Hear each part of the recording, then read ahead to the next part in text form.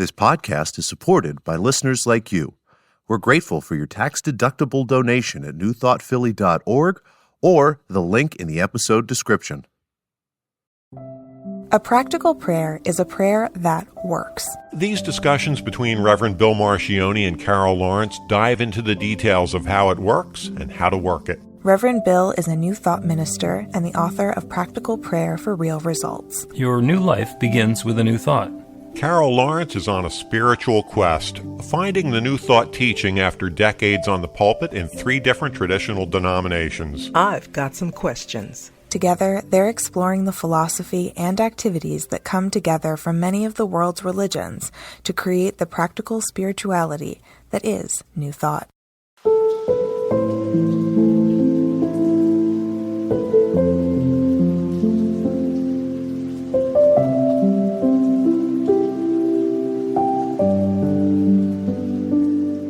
Welcome to the Practical Prayer Podcast. I'm Carol, here with Reverend Dr. Bill Marcioni. Looking forward to our conversation today. We're going to be talking about the sacred contract. So perhaps you would like to explain the sacred contract, what you mean, and where we're going to be starting from. And don't do it for my benefit. Do it for the benefit of everybody who's listening. Yeah, that's the ticket. Well, okay. So when I was little, they talked a lot about past lives and have you been here before? And then there's, the reincarnation, which is a very interesting thought. But you know me, like I'm going to peel the what happened before that and before that. And so I had my idea about what it was like before you come into this human space, because we're spiritual beings, right? Having a human experience. So I thought, well, what was it about? Like, what was the transition about? And I don't know if we've had this discussion before, but I've talked about the little conversation that God and I had before I came, because I don't have a lot of warm fuzzies and I showed up late. And so there are only a couple left. And so I thought, well, there may have more in that conversation than just my warm fuzzies. And so I was reading and bingo, I come up upon this whole idea of the sacred contract. And it got my attention. So the idea is that we made an agreement with God, divine, whatever you want to call God, we made an agreement concerning what we want to accomplish in this life. So it could be something that we want to, we need more patience, we need more whatever. And there would be a whole lot of experiences that would, result in me having that experience and would result in the thing that I said I wanted, the higher self and all of that. Or maybe I didn't know exactly what the experiences would be, but from what I'm saying, you understand that there was a conversation and an agreement, because that's what a contract is, an agreement, right, that you come on this side and you will do this. So that opens up a whole lot of questions and discussions and all of that, which are just amazing. So there it is. Okay. And to which, like a sentence or two in, Bill thought, oh, that's sacred contract, because I know exactly what you're talking about. And true to form, instead of talking about the sacred contract, I'm going to talk about whether there actually is one. Because yes, you are having the individual human experience that you are having now, and you have become completely aware that you came in with less in the way of warm fuzzies than some other people did, and also with some skills and abilities and talents and perspectives that you found through the course of your life were pretty rare. And the specific combination, not really anyone who's duplicated that. There's some people who can do individual things that you do well, that they can also do well, but there's very few people who do all of them. Would you say that that's correct? That's pretty good. Yeah. Okay. So the idea of a sacred contract, if in fact our purpose in life is to go through a process so that our individual soul can learn lessons and up level and get into the next life with a higher degree of whatever it is that we're eventually heading toward, then the notion of a sacred contract is very important, because that's the lesson plan. Mm-hmm. You know, that's the curriculum. Here's what I'm going to get accomplished while I'm here this time around. And if we're doing sacred contracts prenatally, the word for before we're born, then there's going to be some sort of a post-visit debrief where we determine amongst ourselves, either somebody outside judging us or ourselves in review, how'd that go? Did I learn what I set out to learn? Did I accomplish it? Do I need to go back and learn it again? As we go through and then revise the lesson plan. And, you know, tongue in cheek, I know some people who are going to get held back. I'm going to have to repeat the lesson because I don't know what they were here for, but it hasn't led to anything good. No, you didn't say that. All right. And there's another way of looking at it, which is that the infinite knows everything. The infinite is everything. The infinite is sharing itself as everything. And we are individualized expressions of the infinite having, as you say, a human experience. We are spiritual beings having a human experience. And perhaps the entire reason for having the human experience is to have it. Because I mentioned this before, God would be the most boring companion at a cocktail party. God, have you ever heard the one about yes?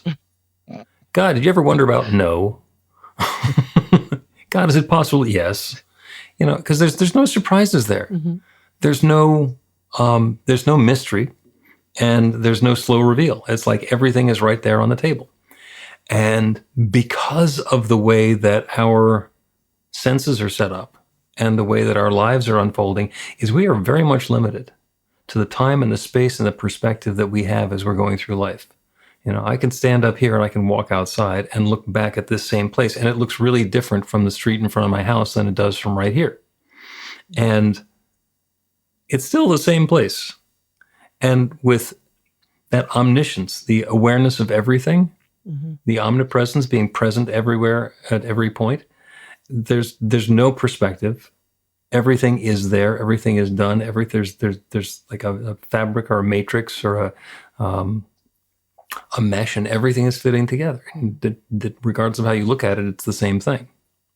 So we are ways that the infinite can look differently upon space and time and experience. If that's what's going on, then whatever happens here is okay. We're not here to learn a lesson. We're here to have an experience. In which case, this is much less about school and much more about an amusement park. You know, as undifferentiated souls, we decide, I'm going to go on the Carol ride. And I'm going to see what it's like to get most of the way through life and give up my control freak card. Or I'm going to go on the Bill ride, and I'm going to start by wanting to be a TV director, and then go into the radio biz, and then going into the technology biz and marketing and advertising, and eventually wind up in ministry. And that's the ride. And who would plan that? Go ahead.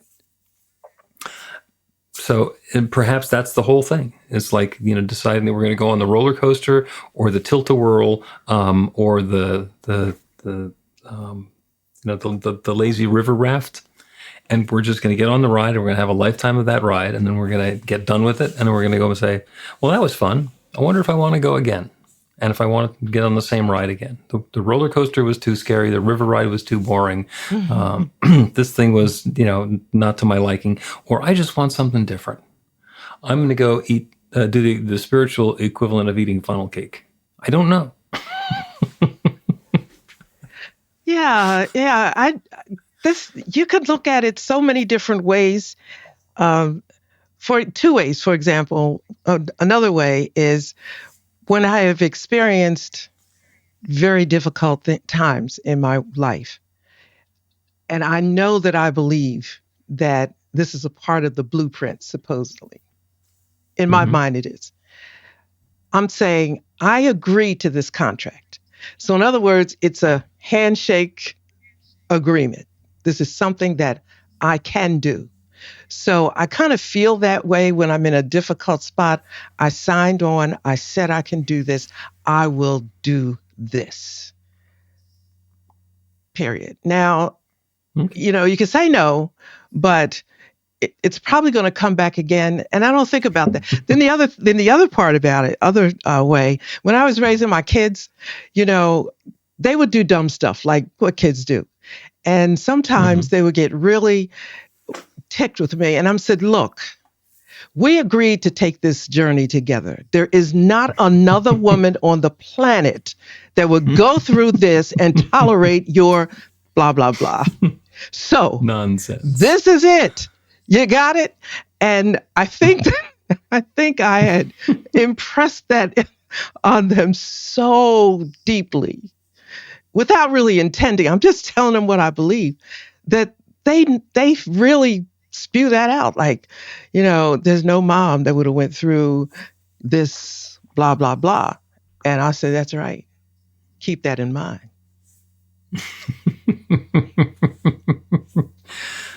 Yeah, that works. Yeah. That works. The way that I, in my perspective, is, because people say, what's my purpose in life? And we've talked about this. What does God want me to do? God wants you to be you. So God does not want you to do something that God decided you needed to do. You were born here with a certain perspective and, the physicality that each of us has, and the gifts and the talents and the skills and the opportunities and the limitations that are built into wherever it is that we come into life. And our entire purpose, perhaps, is just to live that life and see what we do with the gifts. There are some gifts that I've had since I was really young that I didn't find out about until I was in my 30s. I mean, one of the big gifts that my wife gave me, she said, you're one of the most spiritual people I've ever met. And it's like, who are you talking to? When we first met, because I didn't know what she was talking about. I didn't have a reference for that. I was not brought up to be spiritual. She noticed it in me, and then I got a chance to pursue it. And yeah, I kind of am.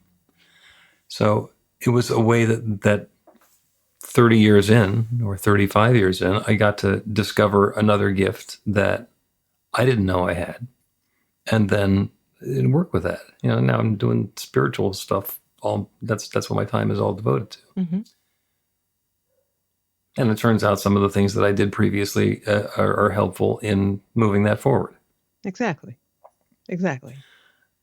Unique combination of gifts and skills and talents. I was always, growing up, very creative and also very technical.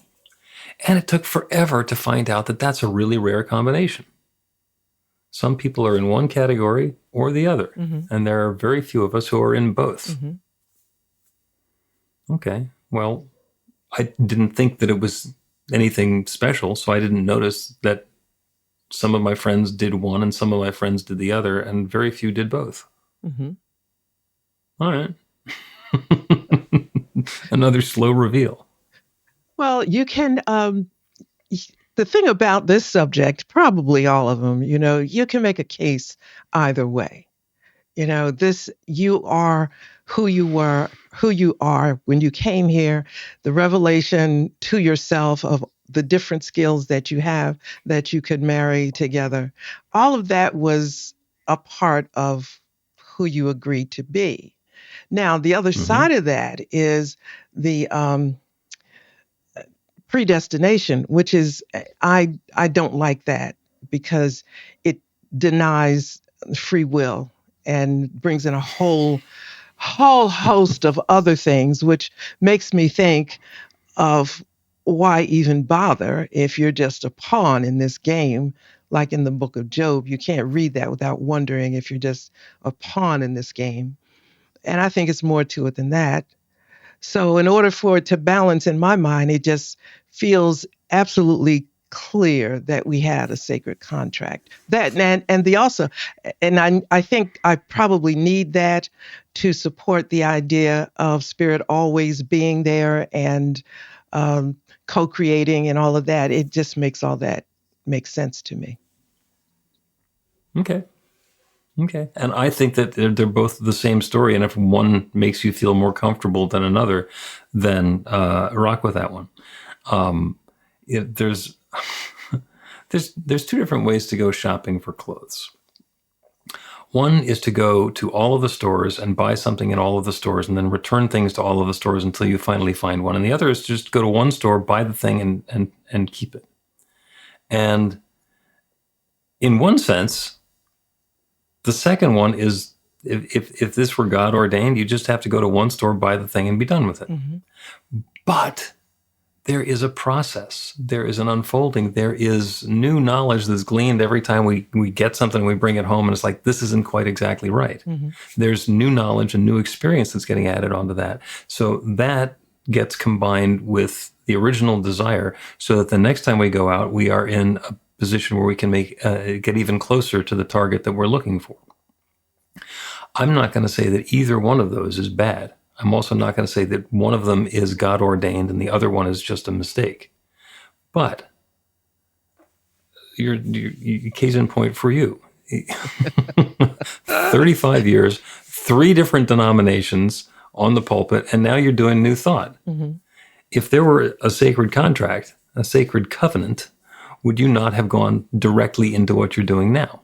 Absolutely. And cut out those intermediate steps? No, absolutely not. That's not how the sacred contract works.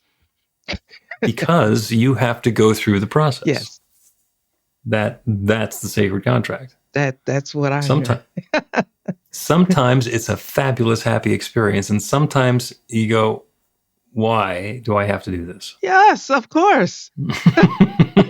Of course. Let me tell you. I mean, keep going, but just let me say that 30-some years was no joyride. There were okay, it was plenty of moments I said, we got to do this. You couldn't find a better way to do this? Where I'm going, they don't have these kind of people. But, you know. Lessons, the things that we learn. And sometimes it's not easy to learn something because we have to let go of something that seemed so easy and so straightforward and so obvious. And then it turns out, well, maybe that's not the case. Then there's this huge mental, gnashing of gears as we have to get into a new understanding and a new alignment.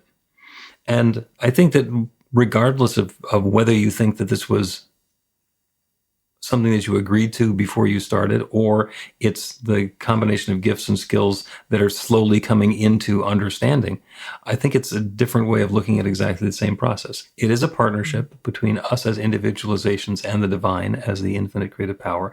We're part of it. And in some way, we are taking our steps and being guided to what's happening. And I doubt we're going to figure it out. Probably not.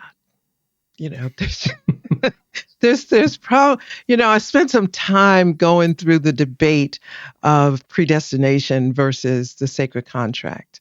And it's I'm honest enough to say that I'm so biased that I really probably could not be objective in the discussion. Because, there's a scripture in Isaiah that says, produce your cause and present strong reason. Now, I can do that for what I believe. And reincarnation is not, predestination is not something I want to believe. Now, I'll be honest. It's not something, so it doesn't get my objective, and as much as I try. But I could build my case for the sacred and present strong reason. And the opposing side will just give up. No, go ahead. Yeah, you're right though. It is. It's all right. Yeah. Here's what we're gonna do. We're gonna take a quick break, and then we are going to do a mental exercise about predestination. I'm not going to say anything more about it. I don't believe in it. But okay, Well, we're going to do your answer. That's where we're starting. I know. That's where we're going to start. All right. Okay. On your mark, get set, break. Learn to put practical prayer to work in your life. The steps are simple to learn and let you begin to get real results to create the life of your dreams immediately. Reverend Bill Marcione's widely acclaimed book, Practical Prayer for Real Results, gives you a clear summary of the New Thought principles behind practical prayer and the series of easy-to-understand steps found in the most effective prayers from religions and spiritual practices all over the world and throughout history. Practical prayer is not a replacement for your religion or practice. It's a technique to make the work you do in consciousness even more effective. The book includes 40 prayers on various topics that you can adapt as needed and use as your own. Practical Prayer for Real Results is available in paperback, Kindle, and audiobook on Amazon or at b-the-light.com. That's b-the-light.com.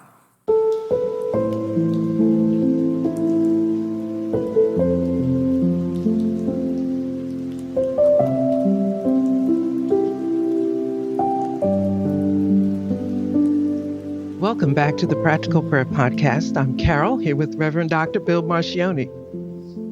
Having a wonderful conversation about predestination or the sacred contract or something in between. And I told you that I would pick this up with a mental exercise. And the mental exercise is predestination, what's the point? And the reason is that we all of us agree that there's this God power, this infinite presence, this divine source that is the creator of everything. And that divine power and presence being all-knowing, all-seeing, all-present, omniscient, omniactive, all the rest of it. It is everything. It is everywhere. It is every point. We are individualizations of it. And so if we look at it from the perspective of we are going through the experience that we have in life as individualizations of the infinite, so that we can have the experience, the individual experience that we're having, and come back to our awareness of our connection with the one. If the entire program were plotted out in advance by that same infinite creative power that creates everything, and we're just little automatons going through the motions, what's the point? Mm-hmm. It's not like God's going to be surprised or impressed or get anything from the outcome. If it's all predestination, it's like, this is all finished. I've seen this movie before. I've been this movie before. If, on the other hand, we are to have a sacred contract, and I'm not sure that it's an agreement. I think it's when we, get into this life, we have those skills and abilities and talents and perspectives and, where we are and the family that we're born into and the socioeconomic status and the country that we're born into, that we can either brag about or complain about. But that's where we are. I think wherever you choose to have the starting point, we are on a path of self-understanding and sharing. We get to understand who we are, share our gifts, and do so in a way that brings uplift to us. Now, for some people, that's finding out that they have something marketable that they can sell and make some money and make lots of money and then measure their life by the money that they make. And for other people, it's about bringing more harmony and good and love into the world, in which case it's not about the money. It's about the way that other people's lives are transformed. But it's the same process. So does God say the person that's making money is bad and the person that's running a charity is good, or vice versa? It's possible for it to show up either way. So God doesn't care. So why would God fix the race so that you have to do something particular? Mm-hmm. I just don't understand it. And if you want to, you can play devil's advocate because you've heard the answers of why predestination is a thing. Well, predestination, when you really think about it, what is the whole point of it? It's about saying God is the powerful one.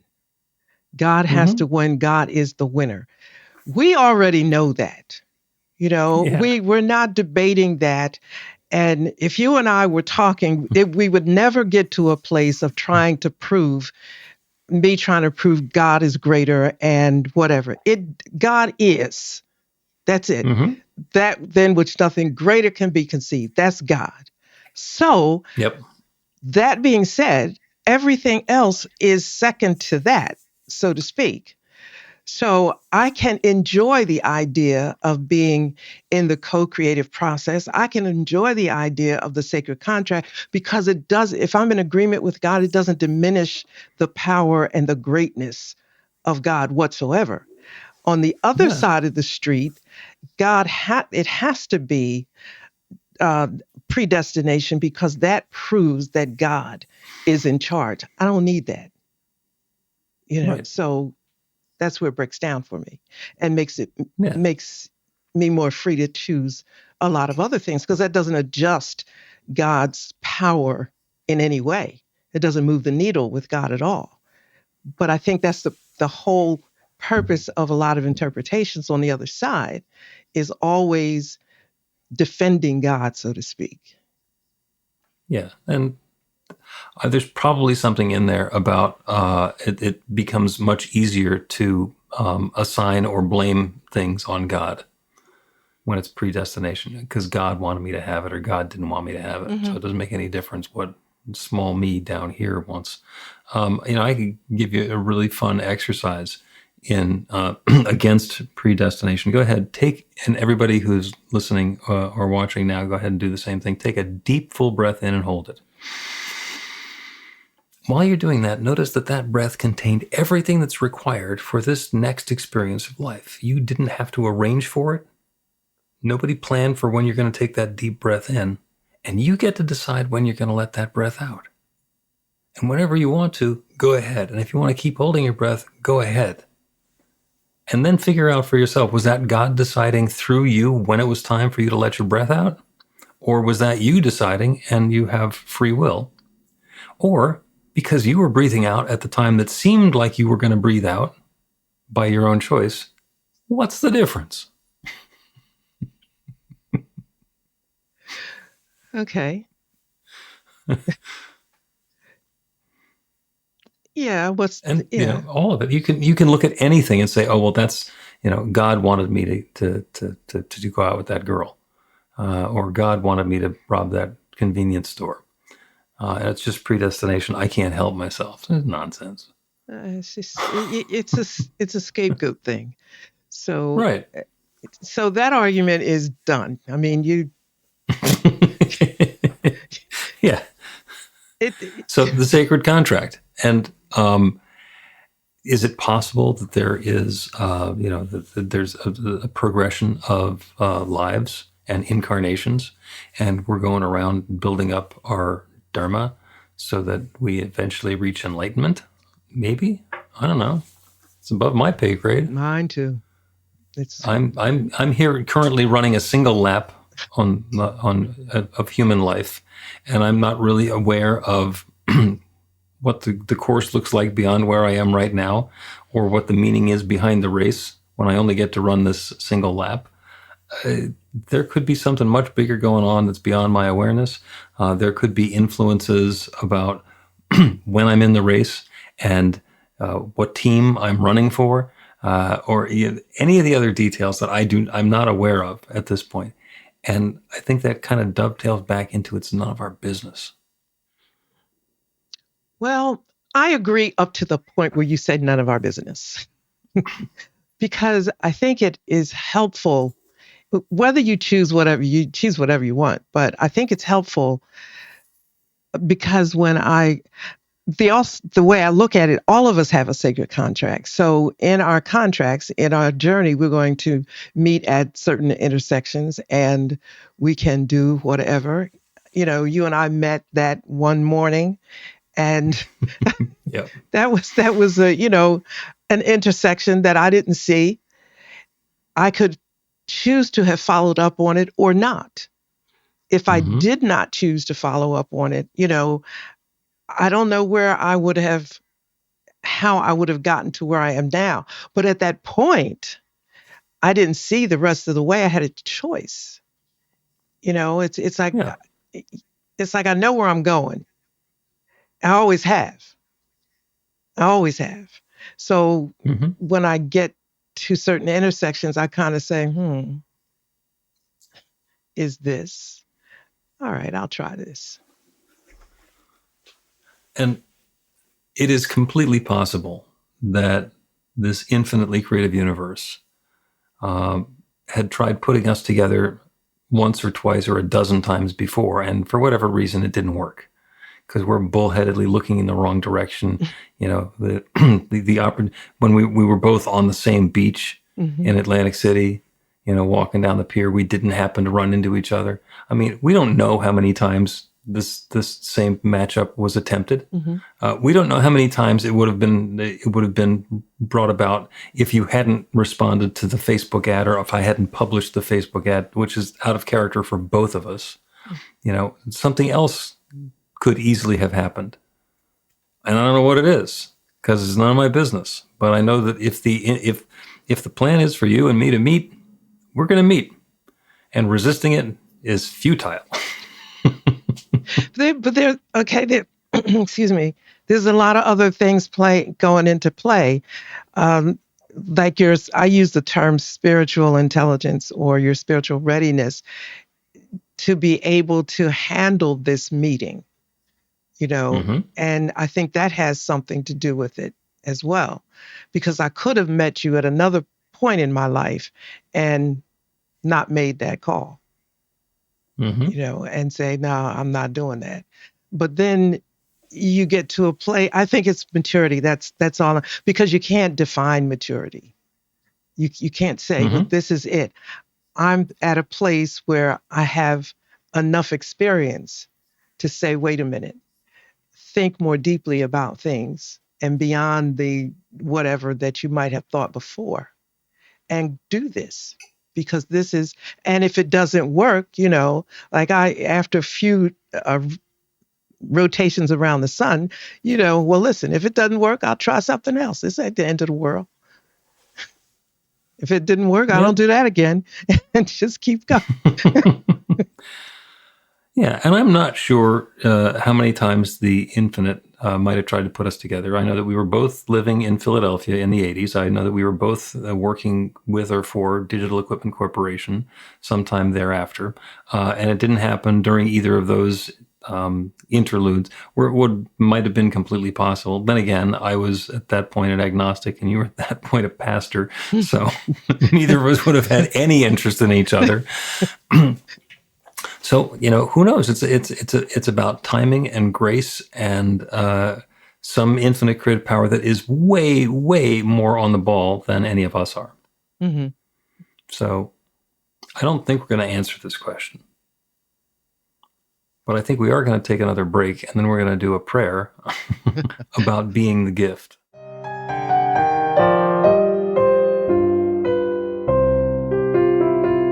Here's Reverend Bill letting you know that the Practical Prayer for Real Results class is now available on demand. That's right, you can take it at your own pace, anytime you want.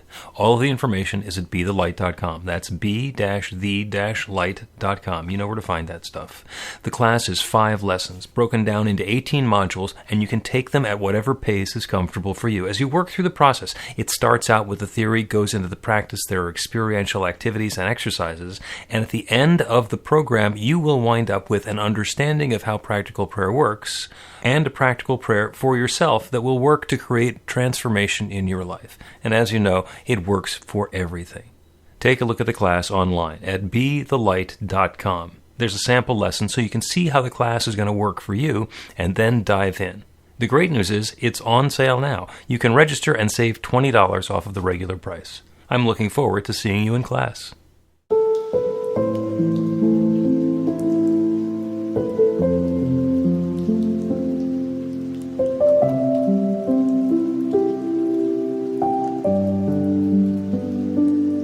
Welcome back to the Practical Prayer Podcast. I'm Carol, here with Reverend Dr. Bill Marcioni. We've been having a wonderful conversation about the sacred contract, the sacred covenant about what our purpose is and the agreements that we have coming into this life about that which we are to learn, that which we are to share, that which we are to accomplish. And that's one way of looking at it. I'm completely okay with looking at it that way. The other possibility is that we are born into this life with a certain set of gifts and talents and skills and abilities, and then our opportunity, talent, challenge, task, potential is to understand what those gifts are, how they can be used, and then to use them. And those are, as far as I'm concerned, those are pretty close together, different ways of kind of describing a similar thing. And it's the opposite of predestination, which is where everything has been nailed down and we are just following along in lockstep and we don't actually have any free choice, which is disheartening for me. It's like, that's it. That's all there is. I don't think that that's the case. But in any case, since this is the Practical Prayer Podcast, we're going to do a prayer. And the prayer is about the sacred contract. And as you go through life, as we go through life, we get a different understanding of what the sacred contract is. So in Carol's case, she knew that there was an agreement that she had with the infinite, and she was here to accomplish something, and that as she went through the experience, that she was in partnership with the infinite doing it. And am I getting that correct? Mm-hmm. Mm-hmm. Okay. And we don't necessarily know all the answers every step along the way. There is new understanding, new perspective being revealed all the time. The who I am is different today than the who I am 20, 25 years ago. And that's not because 25 years ago I wasn't good enough. That's because 25 years ago I was younger and less experienced. And as we go through the experience of life, we become more aware either of the gifts and talents and skills that we have or of the details of that sacred contract that we are engaged in. So for the prayer today, we get to turn away from the specifics and the life that we're leading and the activities that we're involved in, and open up to the bigger picture, open up to the awareness of that sacred contract, open up to the awareness of our connection with that infinite creative power, and know that that creative power has created something unique as us, and that we are here to find it and do it and share it and be it. And the essential reminder is that there's one power and presence, one love, one creative force, one mind, one intelligence, one. In the beginning of time, there was only the one, and the one set about creating, whether it was the Big Bang or God saying, let there be light. All of the creation, everything that exists everywhere, began with the one sharing itself as its creation. And everything that exists has come from that. We are that one initial creative act, continuing to unfold, continuing to create, continuing to evolve. Each of us is an individualization of the one. So as we are born into this life, as we progress and grow and learn, we are the unfoldment of the one in a unique and specific way that is us. And all of the intelligence, all of the goodness, all of the energy, all of the intelligence that exists anywhere in the universe is available everywhere in the universe and is available to us now. So we are expressions of the infinite. And as we execute upon the sacred contract or discover more fully and richly and deeply the gift that we are and the ways that we can engage in the world to bring that goodness that's the truth of us into being, we get to be the gift. We get to be the channel through which God's infinite goodness is flowing, and it's unique and different for each of us. We are guided to take each next perfect step. It's the same story whether we're talking about a sacred contract where we decided what the goal was ahead of time, or that unique combination of gifts and skills and talents where we get to figure it out and find it out along the way. It's the slow reveal, more and more and more fully, that infinite power and presence revealing itself as us. That's what's happening. That is what's happening. And the good continues to unfold for each of us in our own way. And so I'm grateful. I'm grateful for the love that's unfolding. I'm grateful for the willingness of each one to consider that divinity within and to be guided into those next perfect steps and to know that love is unfolding. I'm so grateful for all of this goodness. And I'm grateful to be able to speak this word and release it into the creative law that's been creating since the beginning of time. The same one that responded to let there be light is responding to this now. And the awareness of the gift that we are comes even more fully into our awareness. The guidance is made clear, the steps are taken, and love is unfolding. And so it is.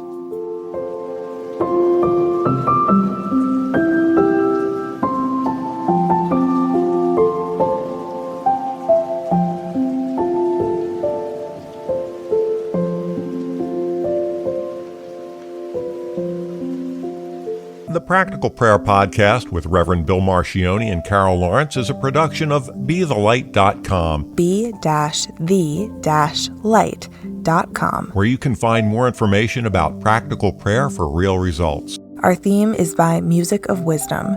You can learn about the spiritual community of New Thought Philadelphia with daily guided meditations, Weekly celebrations of spirit, and Reverend Bill's classes in practical spirituality at newthoughtphilly.org.